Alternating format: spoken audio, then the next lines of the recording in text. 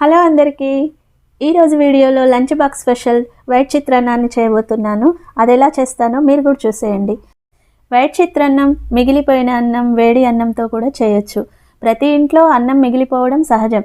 అన్నం మిగిలిపోయినప్పుడు పడేసేదానికన్నా ఇలా కొత్తగా చేసి చూడండి, చాలా బాగుంటుంది.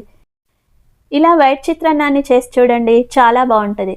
వైట్ చిత్రాన్నం కోసం కావాల్సిన పదార్థాలు: జీడిపప్పు, కొబ్బరి తురుము, జీలకర్ర, ఆవాలు, పచ్చిశనగపప్పు, మినప్పప్పు, నిమ్మరసం, పల్లీలు, మెంతికూర,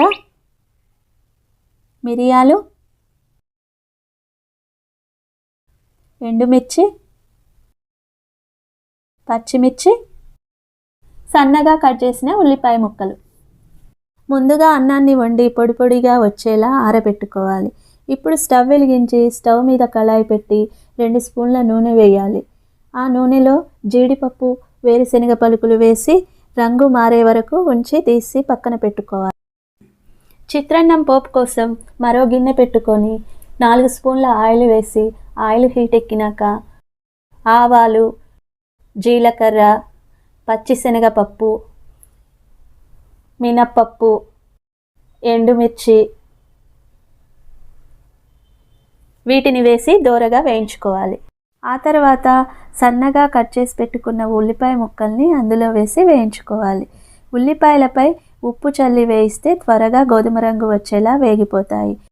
అందులో తరిగిన మెంతికూర, పచ్చిమిర్చి చీలికలు, మిరియాలు, పచ్చి కొబ్బరి తురుము వేసి 2 నిమిషాల పాటు వేయించుకోవాలి. మెంతికూర ఆకుల నుండి పచ్చివాసన పోయేదాకా వేయించాలి, లేకపోతే అవి చేదు రుచిని అందిస్తాయి. ఇప్పుడు చల్లార్చి పెట్టుకున్న అన్నాన్ని అందులో వేసి రుచికి సరిపడే ఉప్పు వేసుకొని పైనుంచి నిమ్మరసాన్ని వేసి కలుపుకోవాలి. ముందుగా వేయించి పెట్టుకున్న జీడిపప్పుని, వేరుశనగ పలుకుల్ని పైన వేసి కలుపుకోవాలి. అంతే, టేస్టీ తెల్ల పులిహోర రెడీ అయినట్టే. దీన్ని లంచ్ బాక్స్ రెసిపీగా ఉపయోగించుకోవచ్చు. ఇందులో మనం వినియోగించేవన్నీ ఆరోగ్యానికి మేలు చేసేవే.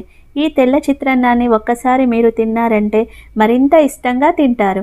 ముఖ్యంగా పిల్లలకు ఇది బాగా నచ్చుతుంది. ఒక్కసారి ఈ రెసిపీని ప్రయత్నించి చూడండి, చాలా టేస్టీగా ఉంటుంది. నేను చేసిన ఈ వైట్ చిత్రాన్నం మీకు నచ్చినట్టయితే like, share, subscribe my channel.